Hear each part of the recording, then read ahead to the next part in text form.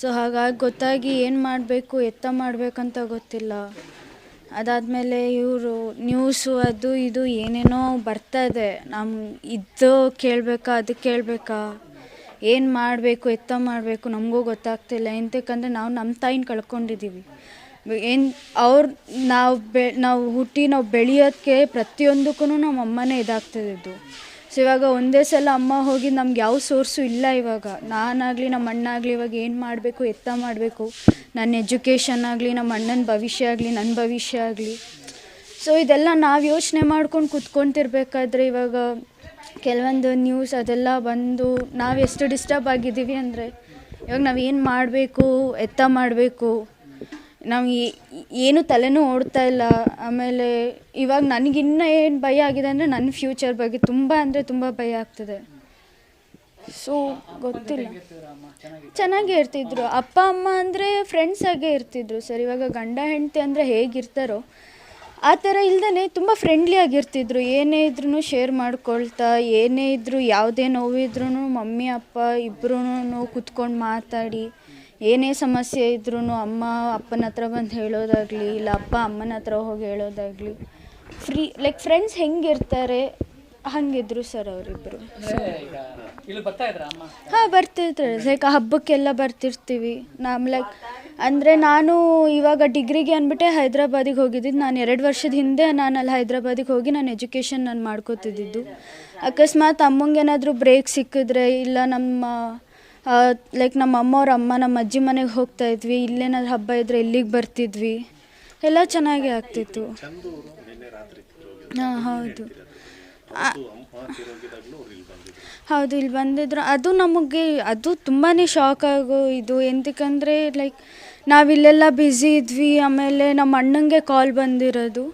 So ಅಣ್ಣಂಗೆ ಕಾಲ್ ಬಂದು ಅವ್ನು ಯಾವಾಗ ಕೇಳಿದ್ನೋ ಅವನು ಫುಲ್ ಶಾಕ್ ಆಗಿದ್ದಾನೆ. ನನಗೆ ಯಾವಾಗ ನಂಗೆ ನಂಬಕ್ಕೆ ಆಗಿಲ್ಲ. ಎಂತಕ್ಕಂದರೆ ಅಮ್ಮ ಸತ್ತಿದ್ದ ದಿನನೂ ಅವ್ರು ಇಲ್ಲೇ ಇದ್ದು, ಅದಾದಮೇಲೂ ಫೋನ್ ಮಾಡಿಯೆಲ್ಲ ಚೆನ್ನಾಗೇ ಮಾತಾಡ್ತಾಯಿದ್ರು, ಹುಷಾರಾಗಿರು, ನನಗೆ ಸ್ವಲ್ಪ ಹೆಲ್ತ್ ಅಪ್ಸೆಟ್ ಇದೆ, ಸೊ ನೀನು ಟ್ಯಾಬ್ಲೆಟ್ಸ್ ತೊಗೊಂಡು ಚೆನ್ನಾಗಿ ಇದು ಮಾಡಿಕೊಂಡು ಓದ್ಕೋ, ಎಕ್ಸಾಮ್ಸ್ ಹತ್ತಿರ ಬರ್ತಿದೆ ಅಂತೆಲ್ಲ ಹೇಳೋರು.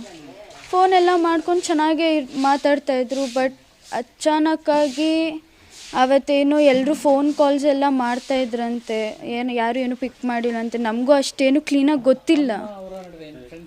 ಫ್ರೆಂಡ್ಸಾಗೇ ಇದ್ದರು ಸರ್. ಲೈಕ್ ನಾರ್ಮಲ್ ಎಲ್ಲರೂ ಫ್ರೆಂಡ್ಸಾಗಿ ಹೆಂಗೆ ಇರ್ತಾರೋ ಲೈಕ್ ಹಾಗೇ ಇದ್ರು. ಅಂದರೆ ಲೈಕ್ ಇವಾಗ TV ಸೀರಿಯಲ್ಸಲ್ಲೆಲ್ಲ ಎಷ್ಟು ಕ್ಲೋಸಾಗಿರ್ತಾರೆ. ಇವಾಗ ನಾವು ಒಂಚೂರು ಏನಾದರೂ ಇದು ಮಾಡಿದ್ರು ಅವ್ರು ಮಾತಾಡ್ತಾರೆ ಸರ್. 100 ಜನ 1000 ಮಾತಾಡ್ತಾರೆ ಸರ್. ಯಾರ್ಯಾರ ಮಧ್ಯೆ ಏನೇನಿದೆ ಅದು ನಮಗೆ ಗೊತ್ತಿರುತ್ತೆ, ನಮ್ಮ ಫ್ಯಾಮಿಲಿಯವ್ರಿಗೆ ಗೊತ್ತಿರುತ್ತೆ. ಇವಾಗ ಬೇರೆಯವ್ರು ಬಂದುಬಿಟ್ಟು ಇನ್ನೊಬ್ಬರು, ಇವಾಗ ನೀವು ಬಂದು ನಮ್ಮ ಹತ್ರ ಮಾತಾಡ್ತೀರಿ, ನಿಮ್ಗೆ ನಿಜ ಏನೋ ಅಂತ ಗೊತ್ತಾಗುತ್ತೆ. ಅದೇ ಇನ್ನೊಬ್ರ ಹತ್ರ ಮಾತಾಡಿದ್ರೆ ಅವ್ರು ಬೇರೆ ಒಪಿನಿಯನ್ ಹೇಳ್ತಾರೆ. ಒಬ್ಬೊಬ್ರ ಹತ್ರ ಒಂದೊಂದು ಒಪಿನಿಯನ್ ಇರುತ್ತೆ. ಏನೋ ಹೇಳ್ತಾರೆ ಸರ್, ಏನೋ ಬಿಡ್ತಾರೆ. ಇವಾಗ ಅದಕ್ಕೆಲ್ಲ ನಾವು ತಲೆ ಕೆಡ್ಸ್ಕೊಂಡು ಕೂತ್ಕೊಳ್ಳೋಕ್ಕಾಗಲ್ಲ. ನಮ್ಮದೇ 1000 ಇದೆ ಸರ್ ಇವಾಗ ಇಲ್ಲಿ ಅಮ್ಮನ ಕಾರ್ಯ ಮಾಡಬೇಕು. ಅದಾದಮೇಲೆ ನಂದು ಎಜುಕೇಷನ್ ಇದೆ, ನಮ್ಮ ಅಣ್ಣನ ಭವಿಷ್ಯ ಇದೆ, ಅದನ್ನೆಲ್ಲ ಮುಂದೆ ಇಟ್ಕೊಂಡು ಇವಾಗ ಅದ್ರ ಬಗ್ಗೆ ಎಲ್ಲ ನಾವು ಯೋಚನೆ ಸರ್. ಒಂದು ಕುಟುಂಬ ಇದೆ ಸರ್. ಇದನ್ನೆಲ್ಲ ಮಾಡಿಕೊಂಡು ಒಂದು ಕುಟುಂಬ ಹಾಳಾಗ್ತಿದೆ ಇಲ್ಲಿ ಸರ್. ಎಂತಕ್ಕಂದರೆ ಇಲ್ಲಿ ಕೆಲವೊಂದು ರಿಲೇಟಿವ್ಸ್ಗೆ ಒಂದು ಸಿಕ್ಕಿದ್ರೆ ಸಾಕು ಅಂತ ಒಬ್ಬೊಬ್ರು ಕಾಯ್ಕೊಂಡು ಕೂತಿರ್ತಾರೆ. ಸೊ ಅಂಥವ್ರಿಗೆಲ್ಲ ಬಾಯಿ ಮಾತಿಗೆ ಇದಾಗಿಬಿಟ್ಟು ನಮ್ಮದು ಎಸ್ಪೆಷಲಿ ಒಂದು ಹೆಣ್ಮಗು ಜೀವನ ಹಾಗೆ ಆಗುತ್ತೆ ಸರ್. ಇನ್ನು ನನಗೂ ನಮ್ಮ ಅಣ್ಣಂಗೆ ಇನ್ನೂ ಚಿಕ್ಕ ವಯಸ್ಸೇ.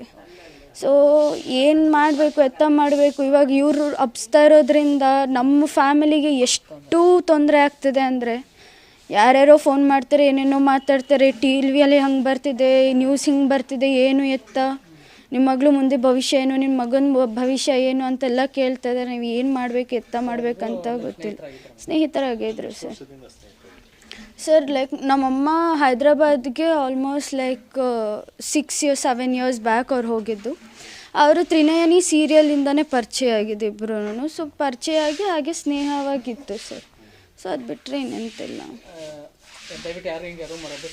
ಹೌದು ಲೈಕ್ ನಮ್ಮದಾದಷ್ಟು ನಮ್ಮ ಪಾಡಿಗೆ ಬಿಟ್ಬಿಡಿ ಅಂತ ನಾವು ಕೇಳ್ಕೊತೀವಿ. ನಮ್ಮ ಫ್ಯಾಮಿಲಿದು ಏನಿದೆ ನಾವು ಏನೋ ಒಂದು ಮಾಡ್ಕೊತೀವಿ, ಏನೋ ನೋಡ್ಕೊತೀವಿ.